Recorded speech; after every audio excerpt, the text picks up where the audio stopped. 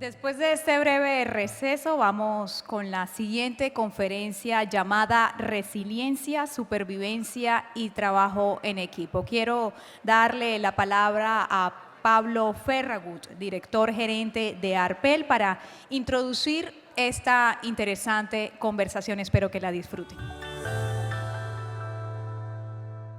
Conferencia: Resiliencia, Supervivencia y Trabajo en Equipo. Eduardo Strauch, sobreviviente de los Andes, la Sociedad de la Nieve.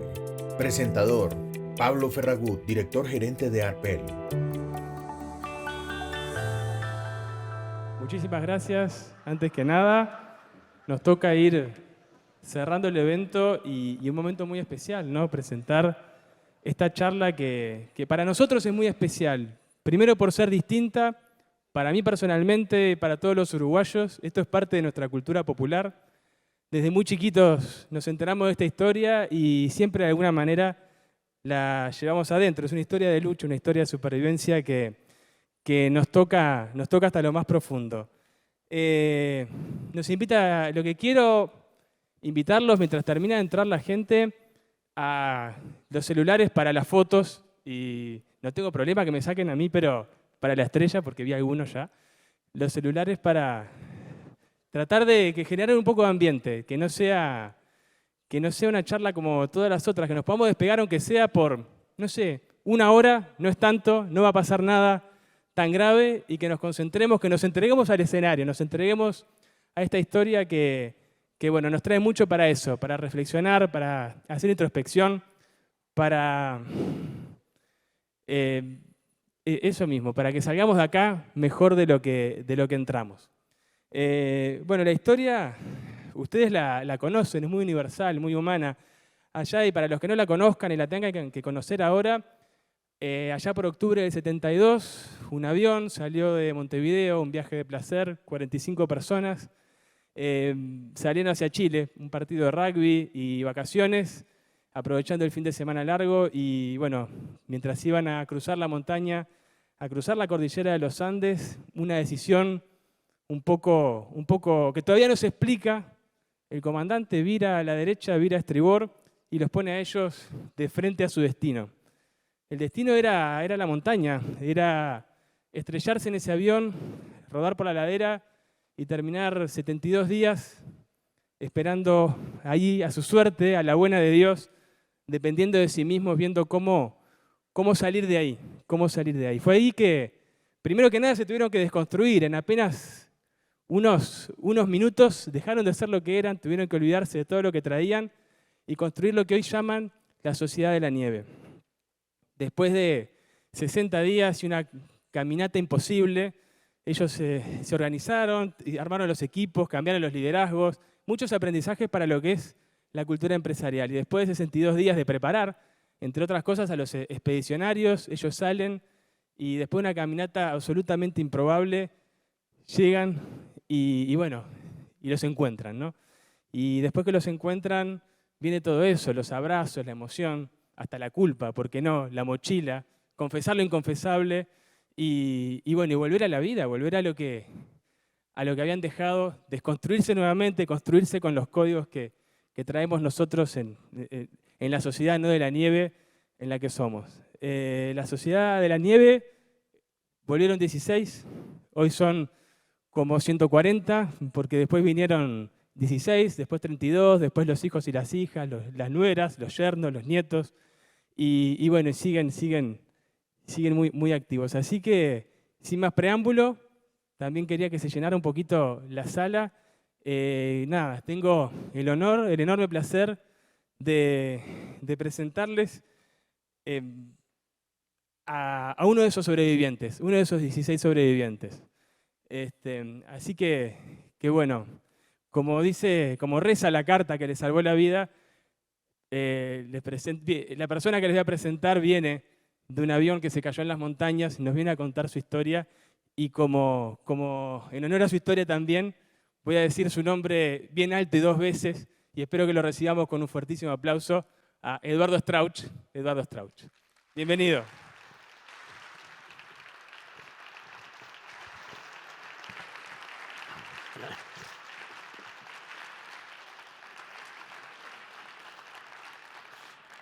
Hola, un gusto estar aquí hoy con ustedes. Es muy conmovedor para mí, 52 años después de esta odisea que me tocó vivir, que fue un punto de inflexión en mi vida, que me ha enriquecido mi vida tremendamente, donde viví los momentos más importantes de mi vida, más difíciles, más duros, más tristes, y a la vez de mayor felicidad y de mayor gratificación por todo lo que logramos, donde formamos un equipo fantástico que trabajó en organizar una nueva sociedad, donde el único recurso que teníamos era nuestra creatividad, nuestra mente, nuestra imaginación. Tuvimos que desconectar con esta sociedad para formar la otra y poder sobrevivir.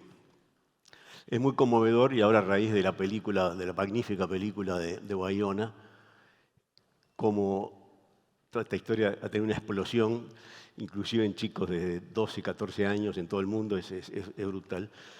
Así que yo siento que dando estas charlas y reflexionando sobre esta historia, intercambiando con las audiencias, es muy útil para mucha gente y especialmente para los jóvenes, ¿no? Que están fascinados con la historia, que ni la conocían y quizás ni sus padres habían nacido cuando nosotros lo vivimos. Así que estamos viviendo un momento totalmente inesperado, gratificante y muy, muy emotivo, ¿no? Y en el año 72 yo tenía 25 años, había fundado el equipo de rugby con otros chicos del colegio, el colegio de los Christian Brothers of Ireland de Montevideo. Y 2 años después empezamos a ir a Chile a jugar partidos de rugby con un equipo de un colegio de Chile. Esta era la segunda vez que se organizaba el viaje. Marcelo Pérez del Castillo, que era mi amigo desde que nació, que nacimos prácticamente en la misma época, nuestras madres eran amigas, aún era el capitán del equipo y seguía jugando al rugby, yo ya no estaba jugando en ese momento. Mi propósito en realidad era ir a esquiar a las estaciones de esquí cerca de Santiago, porque me fascinó siempre la montaña y la nieve, y aún hoy me sigue gustando y fascinando, ¿no? A pesar de todo. O sea que trabajé mucho con Marcelo un par de semanas para llenar un avión militar que habíamos rentado para que saliera lo más barato posible, tener todas las plazas completas. Y era un fin de semana largo, el 12 de octubre, que era un jueves, preparamos para salir. Llegamos al aeropuerto muy temprano, subimos ese avión militar arrendado al ejército uruguayo para cruzar la cordillera y llegar a Santiago de Chile. Por problemas de mal tiempo tuvimos que hacer una escala en Mendoza. Pasamos la noche, en la mañana siguiente, el 13 de octubre, seguimos viaje hacia Santiago de Chile. Fue un vuelo hacia el sur para pasar por el Paso Planchón, que es la zona más baja de los Andes, y luego virar al norte hacia Santiago. Yo me acuerdo que la cordillera estaba muy nevada, había sido un invierno con mucha nieve, cosa que a mí me encantó porque, bueno, mi propósito era ir a esquiar justamente. Estaba recostado en la ventanilla del avión, mirando la cordillera, una cosa magnífica, ¿no? Naturaleza conmovedora. El avión fue hacia el sur, viró hacia el oeste para cruzar la cordillera y nunca sabremos por qué. Por la mitad de la travesía, en la parte más alta de los Andes, el piloto viró y empezó a descender. Yo estaba en la ventana, empecé a ver los picos, me acuerdo como si fuera hoy, cada vez más cerca. Me empecé a poner muy nervioso, el avión empezó a sacudirse. Y mi amor justamente a la montaña había nacido de mucho antes, desde chico, porque mi padre importaba relojes suizos a Uruguay, entonces nos llegaban siempre estos almanaques con figuras fascinantes de las montañas, y tenía una atracción especial por la montaña, ¿no? Que la sigo teniendo. Empezó el avión a sacudirse, yo realmente me puse muy nervioso enseguida porque estaba mirando por la ventanilla, vi los picos que se acercaban, cada vez más pozos de aire, empezó a crujir el fuselaje, los motores, se sentía a máxima potencia, cambió el sonido. y en un momento hizo impacto un ala contra uno de los picos. El avión se partió en dos. Me acuerdo como si fuera hoy, esas cosas son imposibles de olvidarse, que te quedan en las neuronas. El olor a querosén que entró inmediatamente, el aire helado, la nevisca. Y bueno, pensé, por supuesto, que era el final, ¿no? Era muy consciente que estábamos volando arriba de la cordillera de los Andes, el avión se partió en dos, pues en posición fetal, esperando el final. El impacto, el ruido es inolvidable, pero en vez de que todo terminara ahí, inclusive mi vida, que era lo que estaba esperando, el avión se siguió deslizando sobre la nieve, un colchón de nieve muy espeso, que fue lo que nos salvó, y se posó sobre un glaciar, que nunca supimos que era un glaciar, por cierto, a 3.700 metros de altura, en la mitad de los Andes, exactamente en la mitad, la frontera argentino-chilena. Es asombroso cómo nos adaptamos rápidamente los seres humanos a situaciones tan distintas y tan difíciles. Nosotros vivíamos en Montevideo, una ciudad muy agradable, tranquila, un lindo colegio, rodeado de canchas de rugby. Teníamos nuestras familias que nos daban cariño, una vida relativamente no fácil y agradable. Y de un minuto para otro nos encontramos en la mitad de la cordillera, heridos, entre gemidos, gritos. Me acuerdo que cuando abrí los ojos, pensando que era una pesadilla, que estaba en mi cama, y lo primero que vi muy cerca de mi cabeza, en el asiento de adelante, estaba la madre de Nando y la hermana. La madre estaba muerta, ya sé que yo vi la cara de la señora muerta, y ahí me di cuenta que no era ningún sueño, que era realidad. Inmediatamente tuvimos la necesidad de que apareciera un líder que empezara a ordenar ese caos de heridos, de moribundos, de muertos. Y Marcelo, que era el capitán del equipo en ese momento, éramos de los mayores, teníamos 25 años, éramos 4 o 5 con 25 años, y el resto eran todos chicos de 19. Inmediatamente se transformó en el líder, todos lo conocían, lo respetaban porque era el capitán del equipo, cosa que fue fundamental, sobre todo en esos primeros momentos caóticos y tan difíciles. Estiman que había 30 grados bajo cero esas noches en ese punto de la cordillera. Es una de las cosas inexplicables cómo pudimos sobrevivir al frío. Estamos todos vestidos con ropa como ahora, una camisa, un pantalón, porque íbamos a la primavera de Santiago. Y soportamos ese frío brutal a esa altura de la montaña. Yo me acuerdo que abrimos algunas valijas, yo encontré otro pantalón, me puse un jean arriba del pantalón mío y un suéter y una camperita de jean, que no era mía tampoco, y así estuve los 72 días, ¿no? Vestido como para la primavera a 4.000 metros de altura y 30 grados bajo cero. Inmediatamente empezamos a sentir terrible sed. A esa altura se necesita mucho más líquido, así que la sed se acentúa, pero pensamos, estamos rodeados de nieve, ese problema no lo vamos a tener. Empezamos a agarrar nieve y a tratar de derretirla, se nos entumecía la lengua, las amígdalas, la garganta se cerraba, las manos nos quedaban duras, y además estaba impregnada de querosén, así que fue imposible poder hacer agua en esas primeras horas de esa noche atroz. Una noche interminable, por supuesto no dormimos, apenas dormitamos. Y aquí está el valle.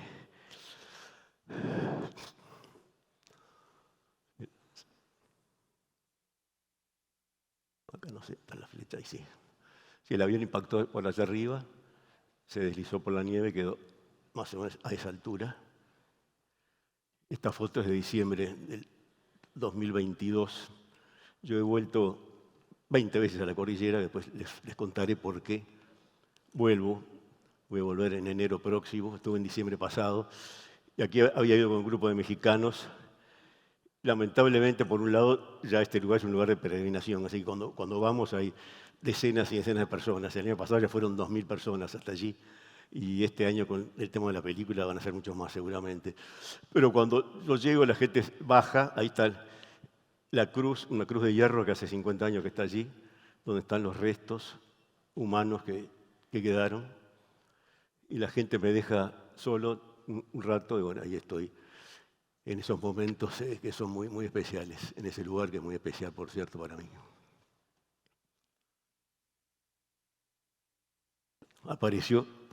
Pasó esa noche atroz, empezó a amanecer, por un lado la luz siempre, el sol ayuda, cambia un poco el estado de ánimo, pero a la vez empezamos a ver lo que era ese panorama que nos rodeaba, ¿no? de muerte, de sangre, de heridos. Hernando Parrado justamente había pensado que estaba muerto y lo corrimos hacia el borde, hacia afuera. Quedó con la cabeza apoyada en la nieve toda la noche, que fue lo que lo salvó, porque había tenido un gran golpe en la cabeza, hubiera tenido una hematoma, se hubiera muerto si no hubiera sido por el frío en la cabeza. Y después Hernando se mandó, junto con Roberto, la hazaña de cruzarse los Andes con zapatos de rugby y en jean. Por supuesto, estamos siempre seguros de que nos iban a ir a rescatar al día siguiente. Era un avión moderno, tenía buen equipo, así que estábamos esperando el rescate y pensábamos qué noche más horrible cuando le contemos a nuestras familias la noche que hemos pasado, qué cosa más inimaginable, más insoportable, más dura. Y por supuesto, nunca nos imaginamos que íbamos a estar 71 noches más allí, ¿no? Eso sí hubiera sido imposible de que nuestras mentes lo aceptaran y nos hubiéramos enloquecido probablemente. Así que empezó la espera del rescate que no aparecía, mirando siempre para los picos. Marcelo estaba muy optimista, sí, nos van a venir a rescatar. Y pasó un día y pasaron 2. El único alimento que había en el avión era unas galletitas y chocolates que se habían comprado para regalarle a amigos en Santiago, en Chile, y algunas botellas de vino, de licores también para regalar. Y fue lo que fuimos comiendo. Marcelo organizó todo, juntó todos los alimentos en una valija y repartía una ración que era un pedacito de chocolate, una tapita de desodorante, de vino, de licor. Y al principio había unas 2 o 3 latas de mariscos que repartíamos un mejillón para cada uno y comíamos pasta de diente de postre mientras hubo también. Así que ese era el menú y las porciones mínimas con los cuales fuimos tirando los primeros días. Nos fuimos sintiendo muy débiles, obviamente. A Adolfo, mi primo, se le ocurrió doblar unas chapas de aluminio para meter la nieve ahí, que se fuera derritiendo y haciendo agua, que fue el mayor sufrimiento físico, sin duda, fue la sed, desesperante, la sed de los primeros días y, bueno, muchos días, ¿no? Porque era muy difícil hacer agua, teníamos mucha necesidad de líquido, así fue realmente angustiante la sensación de sed.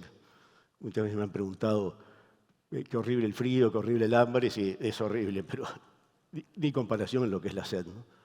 Morirse de hambre y de frío debe ser bastante fácil y muchas veces tuvimos ganas de entregarnos, ¿no? En todo ese periplo, que lo más fácil era dejarse morir, pero la sed es realmente desesperante. Siguieron pasando los días, se hicieron algunas expediciones a ver si se encontraban más valijas. Muchos de los chicos que iban en la cola, en la parte de atrás del avión, mejor dicho, yo iba de la mitad un poquito para atrás y ya una fila tras mía fue donde se partió el avión y volaron todos los que estaban atrás, incluido uno de mis primos, que éramos 4 primos hermanos. Daniel Urioste voló en ese momento y murió y quedó en la nieve. Así que esos primeros días íbamos a buscar a ver si había alguno vivo todavía, o si encontrábamos los cuerpos, si encontrábamos alimentos, si encontrábamos abrigo. Pues no teníamos ni abrigo, ni agua, ni comida, ni nada, ni sabíamos dónde estábamos.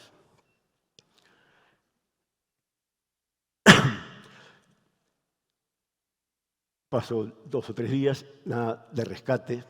Marcelo era muy optimista, seguía diciendo, sí, nos van a venir a rescatar, ¿cómo no? Sí, capaz que no, que es muy difícil el lugar donde estamos y por eso no llegan y por eso demoran. Adolfo, mi primo, Daniel y yo, ya al 3.º, 4.º día que no aparecía nadie, que no teníamos noticias, teníamos una pequeña radio transistor que había en una valija, no sé por qué, y por suerte nos podíamos conectar todos los días y escuchar noticias del exterior que decían qué estaba pasando, que nos estaban buscando, que se había iniciado la búsqueda, el Servicio Aéreo de Rescate chileno, y que nos habían sobrevolado ya varias zonas de la cordillera, todavía no habían encontrado nada. En esas expediciones, Adolfo pudo salir con 2 o 3 más, Yo realmente sufrí mucho de la altura, o sea que estuve todo ese tiempo con falta de oxígeno. Me movía, hacía algún esfuerzo físico y me faltaba el aire. Nunca me di cuenta por qué, porque no sabía que estaba a 3.700 metros. Pero fue muy difícil adaptarme a la altura, no me adapté nunca. Así que algunos pudieron salir, estaban físicamente mejor, se adaptaron a la altura. Y Adolfo, como le decía, volvió en unas expediciones de varias horas que quedaban exhaustos. Se tardaban hasta la cintura en la nieve, subían a ver si veían algo, si encontraban algo, que siempre fue infructuoso, hasta que bueno, se decidió ir para abajo y fue cuando encontraron la cola y la batería de la radio, que nunca se pudo conectar tampoco, ¿no? Y me comenta algo que ya me estaba pasando por mi cabeza. Mira, nos estamos quedando muy débiles, en pocos días no vamos a poder ni pensar. Era fundamental estar lúcidos, estamos todo el tiempo creando cosas, imaginándonos, tomando decisiones. Nuestra muerte, o la muerte nos rondaba, nuestra vida estaba pendiendo de un hilo y dependía de las decisiones que tomáramos.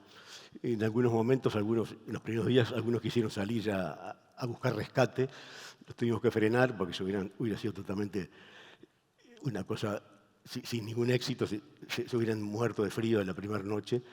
O sea que había que tomar decisiones todo el tiempo y nuestra vida estaba en juego. Pero para eso había que tener la mente más o menos lúcida y había que estar alimentado. Y teníamos que tener el agua suficiente, que al cabo de unos días ya empezamos a lograr hacer agua más o menos suficiente para todos, ¿no? Cuando empezó a haber sol. Pero Adolfo, cuando llegó ese día y me comenta que estaba exhausto, que estaba quedando ya empezando a perder la posibilidad de pensar y de concentrarse, yo estuve de acuerdo con él, de que me estaba pasando lo mismo y que en 2 o 3 días quizás no íbamos a poder seguir imaginando, creando, organizando esa nueva sociedad. Habíamos tenido que cortar todos los vínculos con esta sociedad. Tuvimos que empezar a vivir con normas, códigos absolutamente distintos. Eso es fantástico, como uno se puede ir adaptando rápidamente. Empezamos a ser conscientes de la capacidad mental que tenemos, de la capacidad de adaptación. Y comentamos entonces con Adolfo, necesitamos encontrar proteínas. Ya habíamos probado de comer los cueros de los zapatos y los cinturones para tratar de sacar proteínas, que fue imposible. Y las únicas proteínas que teníamos a mano eran los cuerpos. Es una idea que nos venía y rebotaba.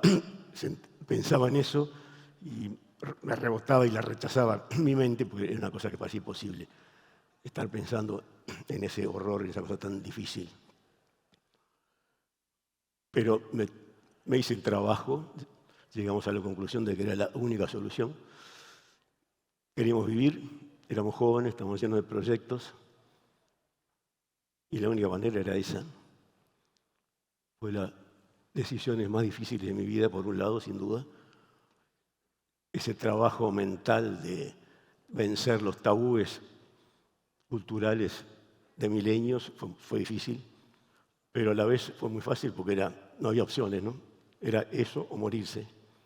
Y no queríamos morirnos y íbamos a hacer todo lo posible por seguir viviendo.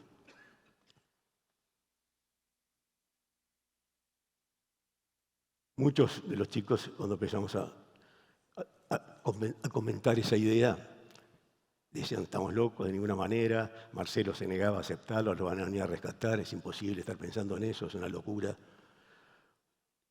Al día siguiente, todos apretujados en ese pequeño espacio que nos había quedado en el fuselaje, habíamos hecho una gran manta con los forros de los asientos, que nos tapábamos todos, que eso fue lo que nos salvó del frío, ¿no? Todos apretujados unos con otros y la manta que mantenía el calor humano, cambiando ideas de que era la única posibilidad de vivir era esa.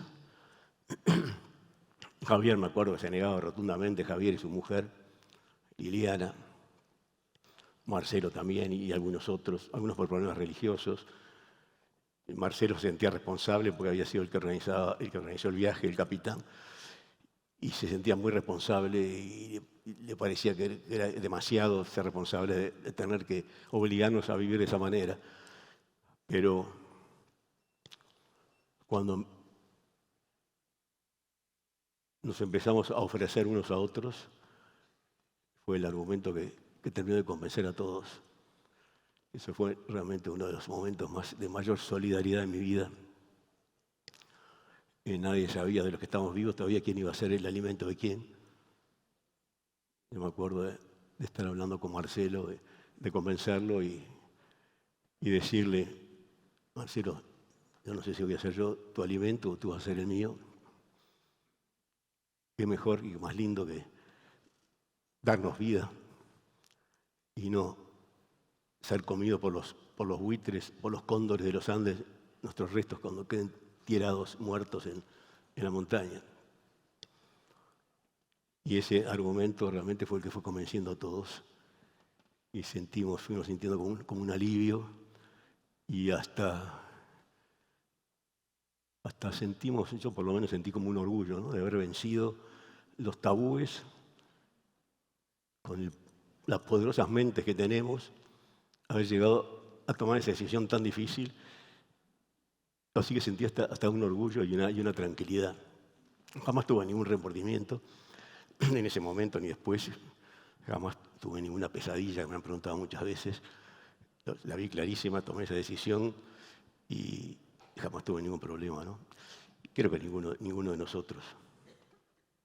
Y así seguimos organizando esa nueva sociedad y alimentándonos de esa manera. Marcelo estaba muy deprimido, empezó a dejar un vacío en ese liderazgo que había tomado al principio. Y naturalmente los 3 Strauch, que eran los mayores, ya habíamos dado muestras de que las decisiones que se habían tomado, las opiniones nuestras, habían sido correctas, todos los chicos nos respetaban y nos fuimos transformando un poco en un liderazgo de A3, ¿no?, que fuimos manejando la situación y la sociedad de la nieve. Y nos tuvimos que ocupar de distribuir el alimento, cosa que fue dura también, pero le facilitamos a los chicos no saber a quién estamos consumiendo y bueno, eso fue menos difícil para todos y así lo hicimos. Es fantástico cómo nos fuimos acostumbrando rápidamente, ¿no?, porque a los pocos días muchos ya, bueno, la mente obviamente te ayuda porque bloquea los sentimientos y no pensabas más que lo que estabas comiendo y lo comías y era alimento y la mente quedaba como bloqueada. Si lo mismo pasaba, la mente en automático hacía un trabajo fantástico. Por ejemplo, cuando se moría tu amigo al lado tuyo y no te permitía entristecerte. Sentías como un shock eléctrico, un golpe fuerte, intenso, como un dolor intenso, instantáneo, y después la mente bloqueaba ese sentimiento y seguías en la lucha por sobrevivir. Inclusive no podíamos llorar tampoco. La mente no nos permitía. O sea que nunca lloramos, no podíamos perder líquido, no podíamos entristecernos porque era muy peligroso, no podías perder la esperanza porque era muy peligroso y a algunos seguramente les pasó eso. Perdieron la esperanza y inmediatamente se deslizaban hacia la muerte, que fue lo que le pasó a más de uno. Y como les decía antes, era facilísimo dejarse morir. Llegó un momento que era tan dura la lucha, tan brutal, que la más fácil era dejarse morir, sin la menor duda. Y todos tuvimos ganas en algún momento. Pero el equipo te daba fuerzas y te apoyaba y vamos a salir y lo vamos a lograr solos y vamos adelante. Y ¿saben por qué?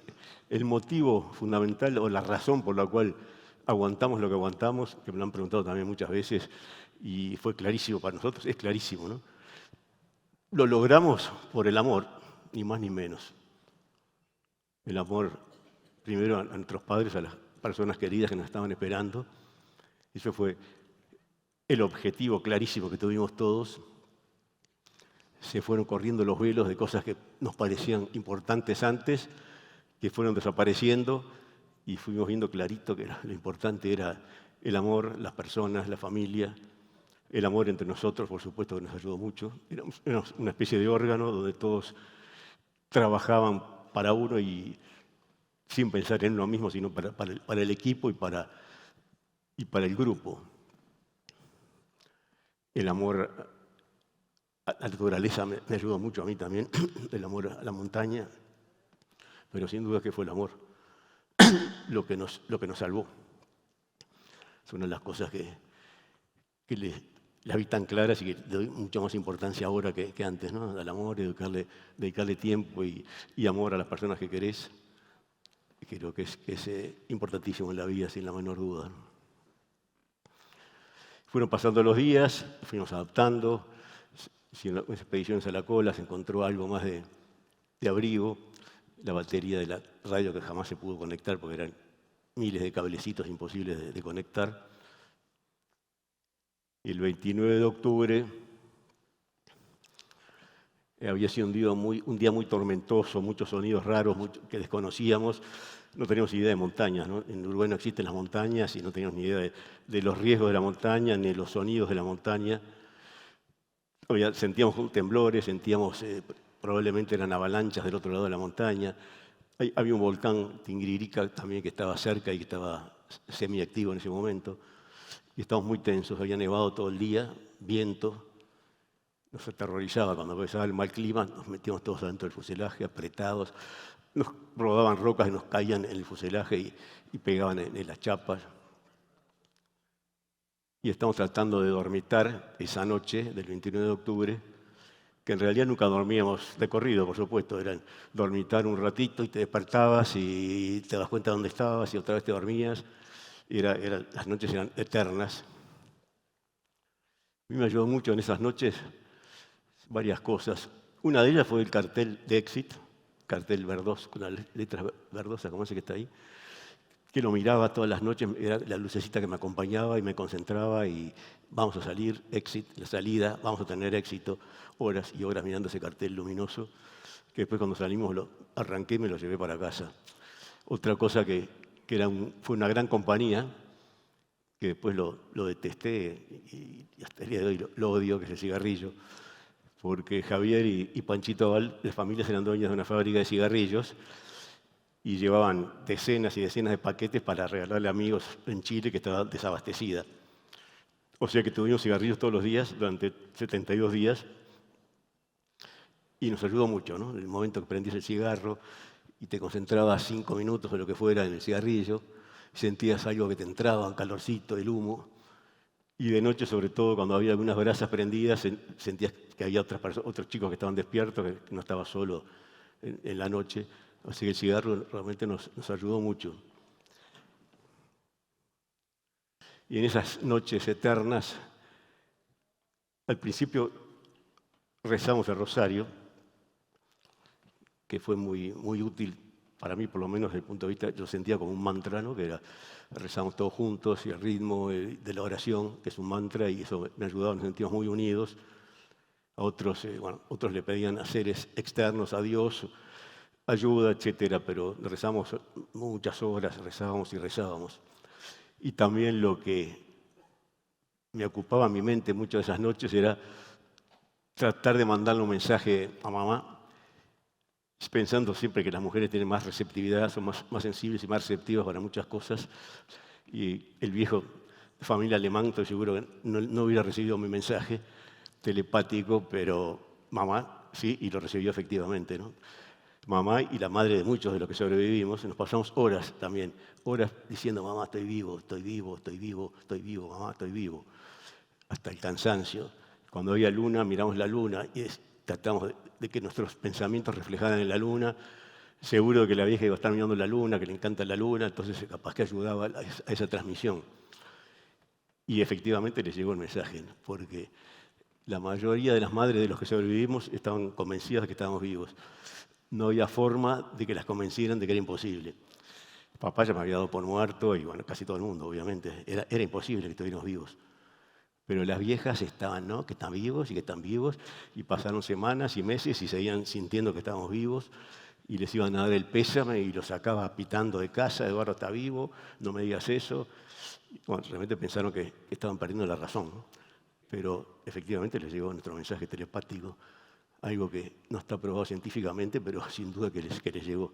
Eso es muy impresionante y muy lindo, ¿no?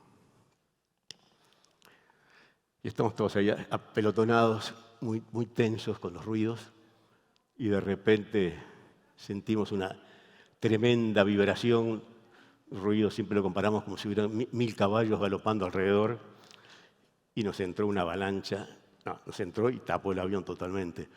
Fueron como 12 momentos, ¿no? Entró una masa de nieve y al rato entró otra que comprimió la primera, y quedamos apretados en el hielo, sin poder movernos, sin oxígeno prácticamente.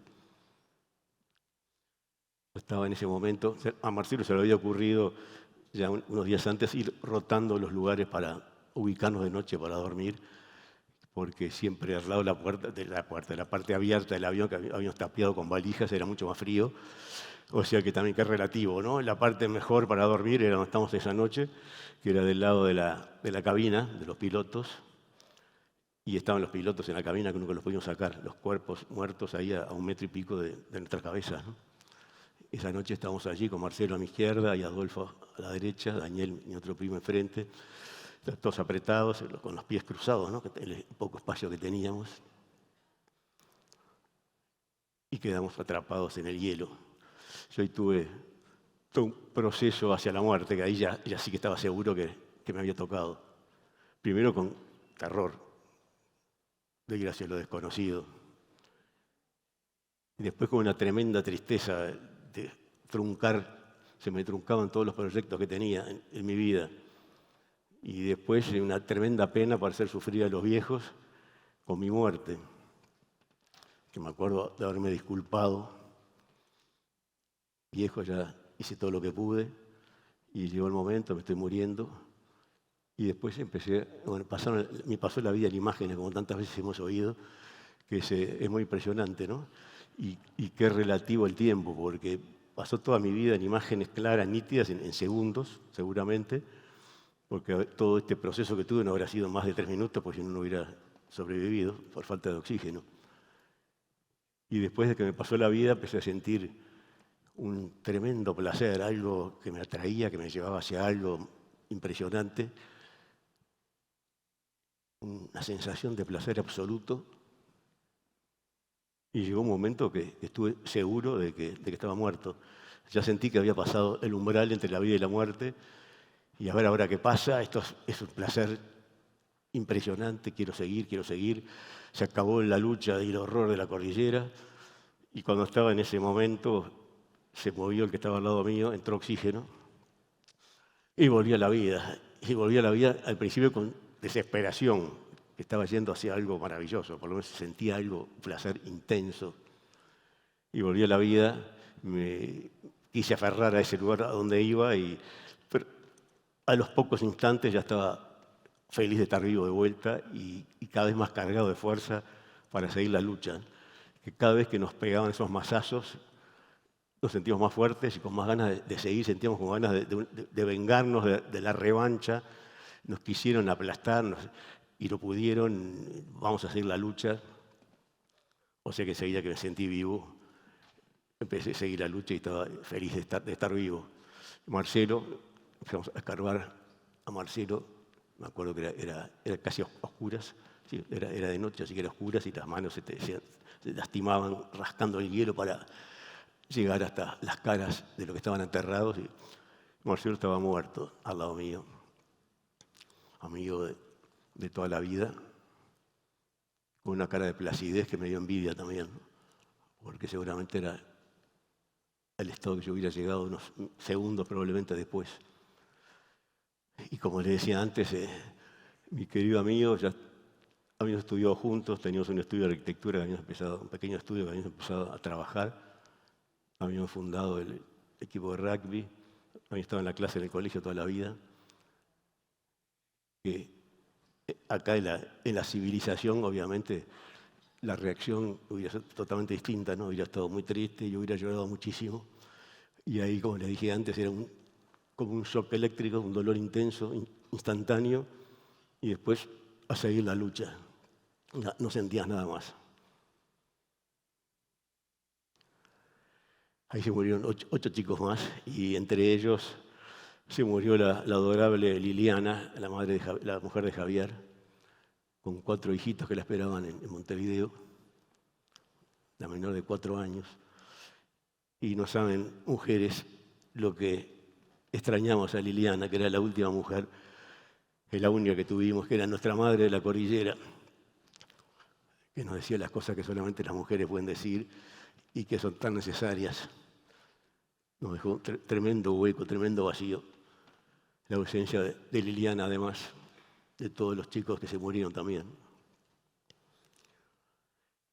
Si antes de la avalancha ya habíamos tenido otro masazo que, como dice Roberto Canessa, era como estar en un laboratorio de prueba, éramos los cobayos que nos tiraron en la montaña y sobrevivimos sin comida, sin agua, sin nada, y sobrevivimos y nos abandonaron la búsqueda, que solo lo oímos el 10º día en la radio. Se suspendió la búsqueda del avión uruguayo. Fue una cosa tan angustiante sentirnos abandonados, pero también el mismo sentimiento que tuve en la avalancha. Te desesperaba en el primer momento y después ya vamos a salir solos. Ya éramos conscientes de que éramos capaces de mucho más de lo que pensamos antes. O sea que todas esas cosas nos daban como más fuerza para seguir la lucha. Y la avalancha, después de la avalancha estuvimos 4 días enterrados, prácticamente oscuras, con un espacio mínimo, 70-80 centímetros.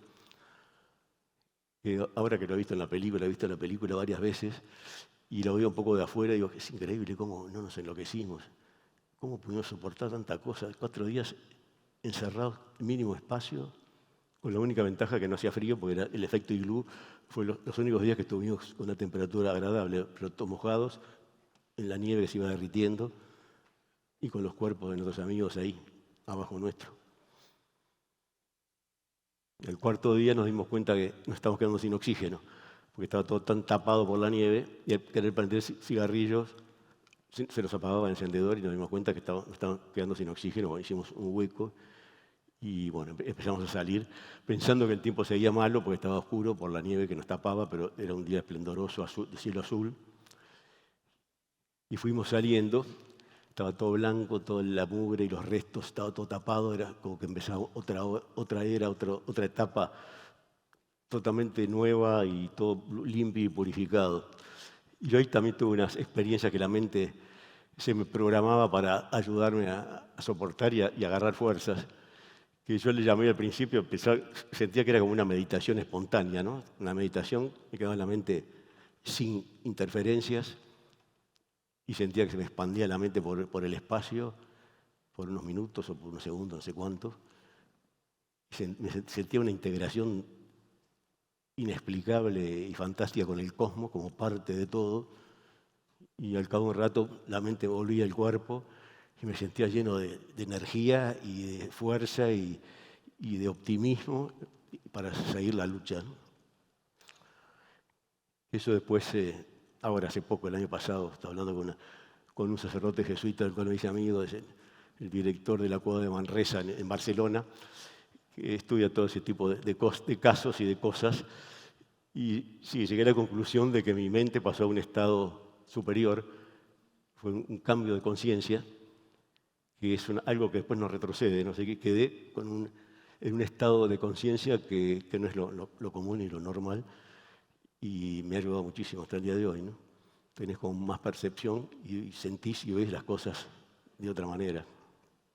Esas experiencias se me repitieron como 3 veces después y me ayudó mucho. Después de la avalancha ya empezamos a pensar que había que organizar la expedición final y entonces empezamos a programar todo, a preparar la logística, hicimos una gran bolsa de dormir con la capa aislante del avión y unas bolsas con medias para poner la carne de los expedicionarios. Y seleccionamos a los expedicionarios, que eran los que estaban más fuertes psicológicamente, físicamente. Nando estuvo siempre programado a salir. Cuando despertó de su coma, que estuvo como 3 días, y le contamos lo que había pasado, dijo, yo voy a salir de acá y voy a contarle al viejo lo que pasó. Y lo dijo con un convencimiento, que eso me ayudó mucho a mí siempre, porque estuve seguro que Nando iba a salir. Lo dijo totalmente convencido. Y ya en ese momento nos damos cuenta de lo que es el poder de la mente y enfocarse a algo para lograrlo y lograrlo. O sea que Nando era un candidato seguro y Roberto y Tintín, que estaban muy bien también, sí que fueron los tres que fueron los que seleccionamos entre todos. Por supuesto, ellos estaban de acuerdo, obviamente. Les dimos la mejor comida, hablamos de las cosas lo más positivas posibles frente a ellos para que no fueran a deprimirse. Les dejamos dormir en los mejores lugares. Y fueron pasando los días hasta que llegó el tiempo, estaba mucho mejor. Murieron 2 chicos más en esos últimos días antes de que salieran. Bueno, uno de ellos, que en la película se ve, que era Numa Turcati, el Vasco Echevarri. Entonces dije, bueno, hay que salir, si no vamos a seguir muriendo. Roy y Coche estaban al borde de morirse. Esta foto me encanta porque es un poco lo que 50 años después viví, mirando el cielo, mirando la luna y transmitiéndole a la vieja de que estaba vivo. 49 años después exactamente. O sea que el 22 de diciembre, el 12 de diciembre, se resolvió que salía la expedición. Aparte de que el tiempo estaba bueno, de que se seguían muriendo chicos y que iban a morir 2 más seguramente en pocos días, que eso fue lo que nos decidió tomar la decisión de que salieran, pero sobre todo estábamos acercándonos a Navidad y se nos hacía absolutamente intolerable imaginarnos Navidad ahí. Coche, me acuerdo que estaba muy jorobado y ya había resuelto, ¿no? Si yo si se acerca la Navidad, me voy a dejar morir porque yo acá en Navidad no voy a estar vivo.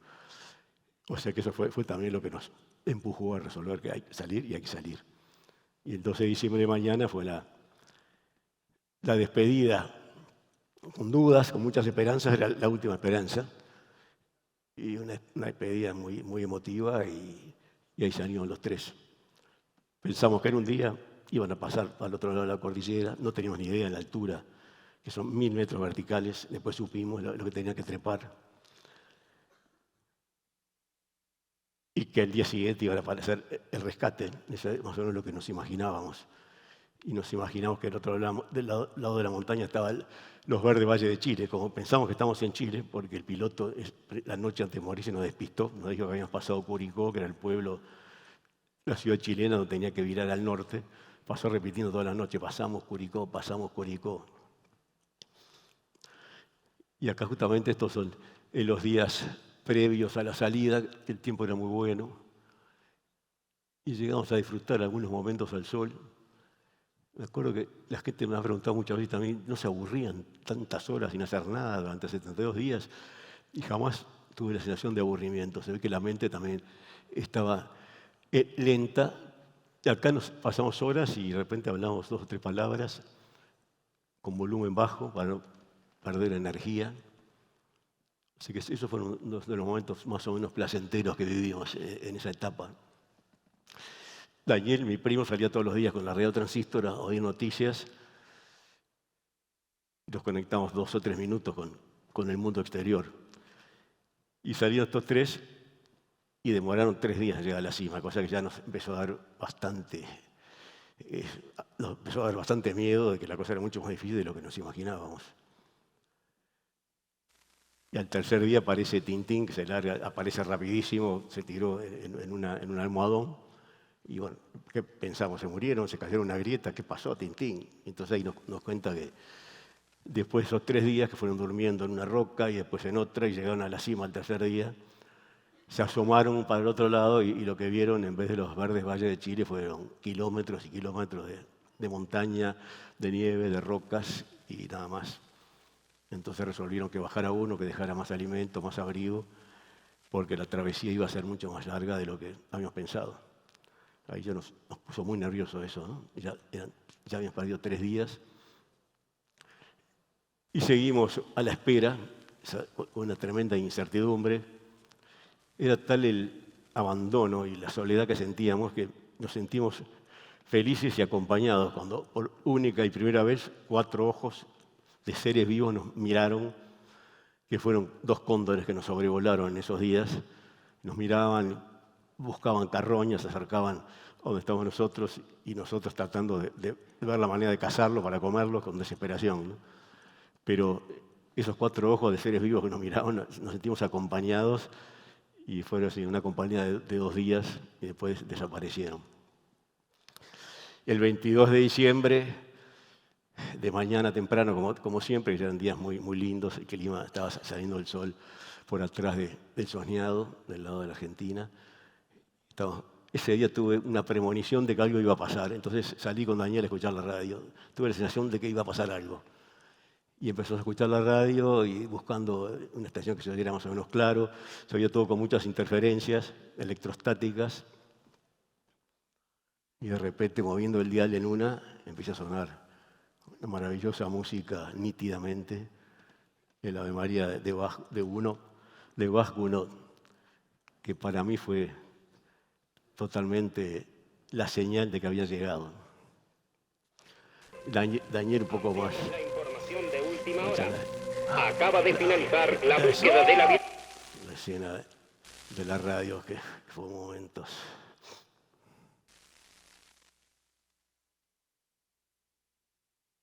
Daniel, menos sensible y romántico que yo, dice, no, pará, no sabemos nada, no han dicho nada todavía, no sabemos qué están hablando. Se oían los nombres, nombraban a Canesa, Parrado, pero no sabíamos de qué estaban hablando. Hasta que, bueno, el Ave María ese para mí fue el aviso, el signo de que sí habían llegado, y ya le fui a avisar a los otros, y al ratito sí empezamos a escuchar la noticia completa. Sí, parecen ser 2 sobrevivientes del avión uruguayo. Uf, qué momentos más felices de nuestras vidas, por Dios. Las caras de todos los chicos, me acuerdo cuando les di la noticia, cambió totalmente. Era una especie de cadáver con los ojos hundidos, piel negra. Y cuando escucharon de que venían a rescatarnos, cambió totalmente el brillo de los ojos y la expresión. Y ahí nos empezamos a preparar para el encuentro con la civilización. Nos peinamos muchos y fue gracioso porque enseguida empezamos a conectarnos y no nos habíamos peinado, por supuesto, en 2 meses y medio. Teníamos los pelos, imagínense cómo, grasosos, y quedamos prolijamente peinados, algunos se lavaron los dientes. Todos tuvieron la necesidad de hacer un bolsito y agarrar objetos del avión. Me acuerdo que enseguida fui y saqué el cartel de éxito. Y también me agarré 2 herramientas, el desubique y la desconexión con la realidad que teníamos. 2 herramientas del avión, que me encantan las herramientas, y las agarré y las puse en el bolsito, y Daniel, mi primo, me dice, no, pará, no las agarres, que son de la Fuerza Aérea, ¿no? ¿Cómo te las vas a llevar? Estamos con una desconexión total, ¿no? Era tal la desconexión también que con Adolfo ya teníamos planeado salir. Cuando saliéramos íbamos a tomarnos un tren de Santiago a Buenos Aires, después un barco a Montevideo, el vapor de la Carrera, y después llamar a casa por teléfono para no impactar a mamá y no tocarle el timbre, que abriera y me viera, a pesar que, bueno, que ella pensaba que estaba vivo, ¿no? Así que teníamos todo muy, muy planeado y nos parecía que era lógico y que iba a ser así. Pues fue muy distinto, por cierto, y hasta el día de hoy. Y a las 2 de la tarde, 2:30, empezamos a sentir el maravilloso sonido también, la música celestial de los helicópteros, ¿no? Entonces, mi abuelo Urioste también, que es gran responsable del amor que nos tenemos en la familia. Somos 52 primos que nos queremos muchísimo y siempre estamos en contacto. La semana pasada tuvimos un encuentro ahí en el campo, éramos 38 primos ya veteranos, los que vamos quedando. Y es realmente lo más importante en la vida, el amor, la familia, sin duda. Y esta es una hazaña hoy en día, que los chicos ni se casan, y cuando se casan se divorcian a los 2 años. Hoy día estar casados 45 años, la verdad que es una hazaña total, pero bueno, así como lo he vivido. Mis hijitos divinos, 5 hijos totalmente distintos cada uno, así que es muy interesante mi familia, son absolutamente distintos todos, cada uno en actividades distintas, pero muy contentos con lo que hacen. Yo siempre los empujé, los respaldé para que hicieran lo que les gustara, ¿no? Uno es un bohemio total hippie que vive con 4 mangos y bueno, y lo apoyé para que viviera así porque está feliz. Y la otra es una ejecutiva de caballos árabes que vive en Qatar y viaja en primera clase y bueno, también está feliz con su vida, totalmente distinta, pero... Y ahí mis nietitas divinas hace unos años. Así que la importancia del amor, la amistad. Marcelo, mi querido amigo, eso fue probablemente unos par de semanas antes del accidente, haciendo una maqueta con Marcelo. Pero siempre, desde que salí de la montaña, estaba seguro que la montaña, que mejor dicho, yo le iba a sacar a la montaña los amigos que me había quitado y que me iba a devolver una cantidad de cosas por todo lo que me había hecho sufrir. Y efectivamente fue así. Me ha devuelto montones de amigos, hasta el día de hoy me sigo haciendo amigos, gente que viene conmigo cada año a la cordillera, he hecho grandes amigos de todas partes del mundo.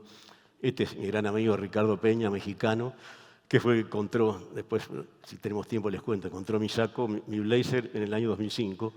33 años después del accidente, mi blazer voló en el momento del accidente por la descompresión, quedó a casi 5.000 metros, tapado de nieve y hielo, y Ricardo fue al lugar, que es un fanático montañista que vive en Colorado, al lugar a explorar, y subiendo, que es muy peligroso, el punto ese del impacto, unas piedras, unas rocas, ese año no había nieve ni hielo, y vio unos trapos azules, pensó que eran restos humanos, y sacó las piedras y empezó a abrir los trapos, y ahí era un blazer con un bolsillo y una billetera y un pasaporte que decía Eduardo Strauch. No podía creer lo que había encontrado. Pues, se conectó conmigo, nos hicimos grandes amigos, es el que organiza las expediciones todos los años a los Andes, y este fue un desafío que me propuse lograr a los 50 años, fue en el 2022, y llegué a la cima de Kilimanjaro. ¡Qué emoción! Con 75 pirulos, salí de mi zona de confort hace mucho tiempo y no era mi propósito llegar a la cima, era llegar al último campamento, pero cuando quise acordar estaba en la cima de África con mi amigo Ricardo. Esta es su mujer también, que es adorable. Tan amigos nos hicimos que un día me llamaron a ver si no los quería casar y los casé con Nuli, una ucraniana. Yo fui el testigo de esos casamientos. Aquí está, mira, justamente. Así que sí, es realmente una muy linda amistad. Esto es un grupo de mexicanos también que me he hecho muy amigo, que estuvieron hace 2 años en la expedición al Valle de las Lágrimas. Y a las 12 de la tarde, más o menos como le decía, empezamos a sentir ese sonido maravilloso del que nos habíamos imaginado tantas veces en nuestras cabezas. Lo habíamos oído 1000 veces y nunca era real. Ese día sí era real. Empezamos a mirar para arriba, no los veíamos, cada vez estaba más cerca el sonido, bueno, aparecieron por el valle.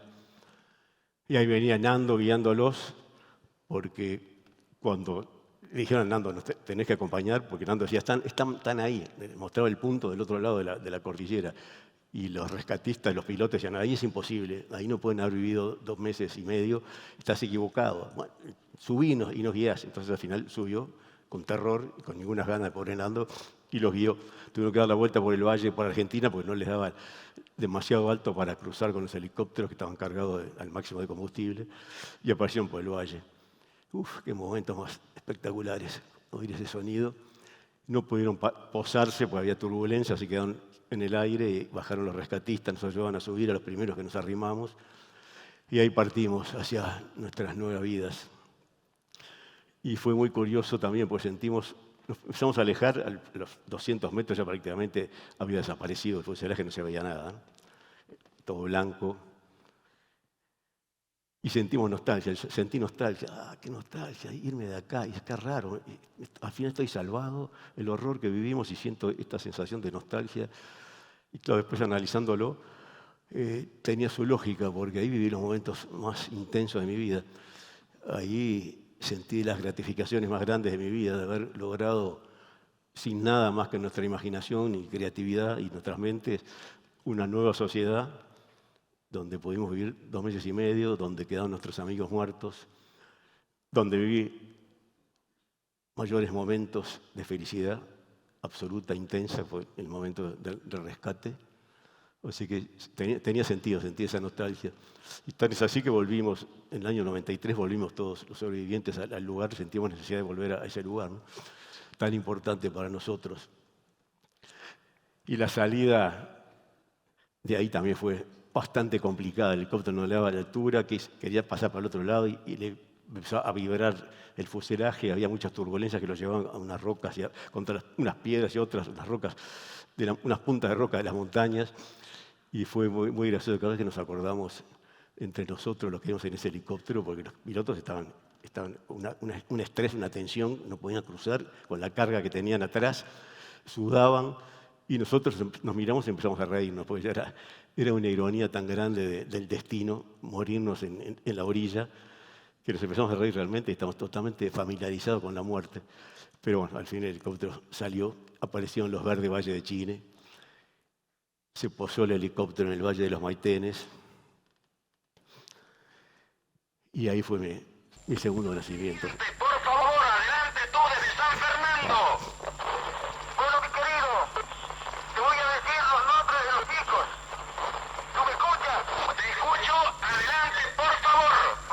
Eduardo Estrado Furioste. Reitéramelos dos. Imagínense lo que habrá sido para nuestros padres, nuestras familias, escuchar esta lista, ¿no? Que no sabía quiénes estaban vivos y quién no, escuchando. Por suerte, a mí me nombraron el primero, entonces los viejos escucharon primero y quedaron felices y tranquilos, eufóricos. Pero el resto, se iba acabando la lista y no estaban sus hijos. ¡Fua! Qué duro de haber sido. Bueno, ahí llegamos al Valle de los Maitenes, se posó el helicóptero, abrió la puerta, entró una bocanada de olor a pasto verde y oxígeno. Y realmente ahí sentí que había vuelto a nacer, ¿no? Era mi segundo nacimiento. Realmente sentí como que salía otra vez de dentro de la vieja. Pero un nacimiento y una vida que yo me había trabajado, que yo había elegido, que yo había luchado.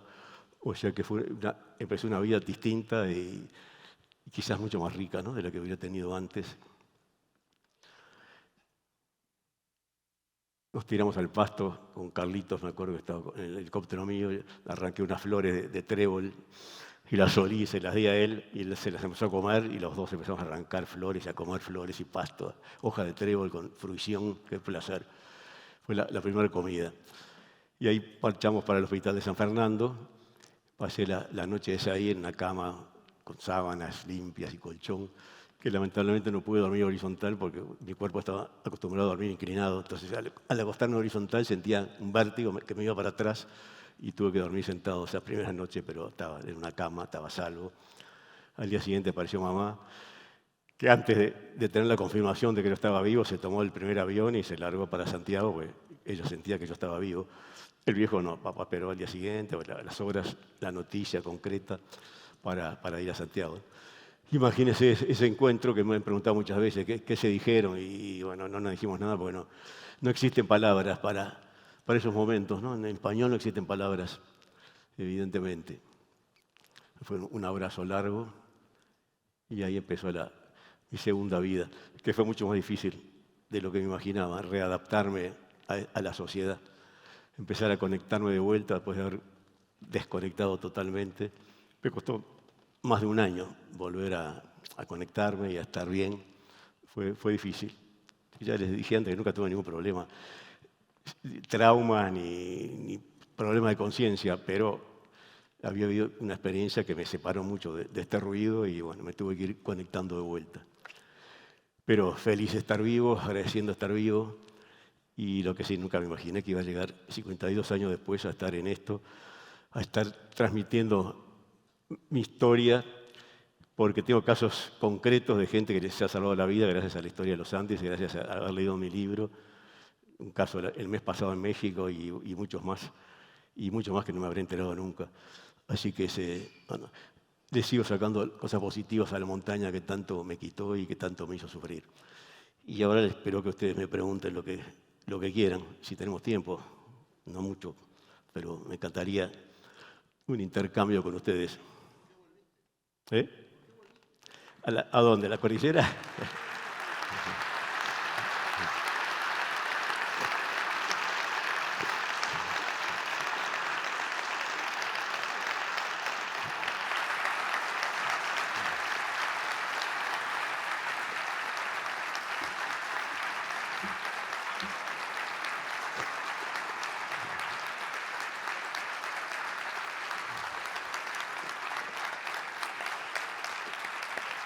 Ahora te contesto porque...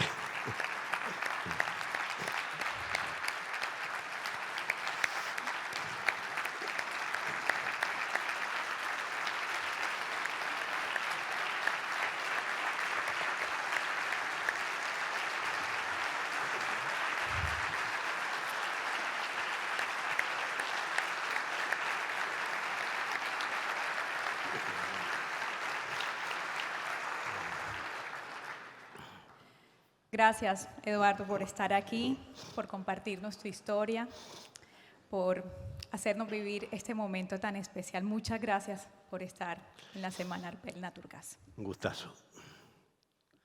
He recibido mucho de ustedes también, la energía de ustedes, así que me voy mejor de cómo subí.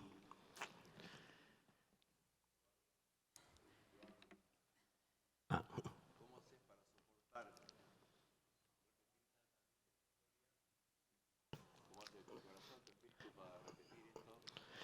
¿Sabés por qué? Porque una vez me lo plantearon y con un amigo que hacía teatro me dio la explicación que creo que es esa.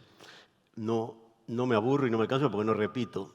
Me convierto cada vez, uso sin saberlo y naturalmente, espontáneamente, técnicas de teatro. Me convierto en Eduardo Strauch, 25 años, 1972. Entonces, lo vivo de vuelta, no es que lo repito de memoria ni que me aburro porque estoy ahí de vuelta y me meto otra vez y lo siento y me emociono y saco siempre cosas positivas de cada vez, ¿no? Así que sí, creo que ese es el motivo. Gracias, Eduardo, por estar aquí. Nos vamos sin duda con muchas reflexiones. Vamos a despedir a Eduardo con un fuerte aplauso. Gracias. Placer.